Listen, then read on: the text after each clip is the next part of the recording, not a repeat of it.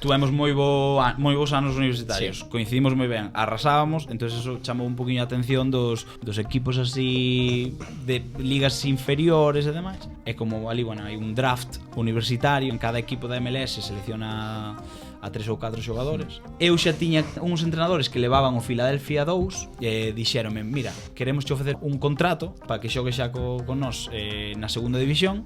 Si firmas, pode ser que te draften no equipo de Philadelphia, no da MLS. Entón firmei e a semana saliu o draft e seleccionaronme co Philadelphia. Ali me fun. Xa sabía máis ou menos que iba a ser seleccionado, pero é moi raro que un xogador da Liga Universitaria Division 2 que sea seleccionado, é moi raro. Si de Sada a universidade foi un paso grande, da universidade a ser parte dun equipo da MLS foi unha barbaridade, claro. En estas primeiras semanas dino todo, e acórdome que xa nos puxeran GPS e todo, eu poñían na pantalla o día despois do entrenamiento quen corría máis, non? E eu estaba aí sempre arriba, claro, eu entregábame ao máximo. E dixeron, mira, Santi, non te conocemos de nada, non sabemos nin de onde ves, pero algo tes, o sea, ti non son os cagueres, pero ainda corres. ti, entón vamos te levar con nós a Florida.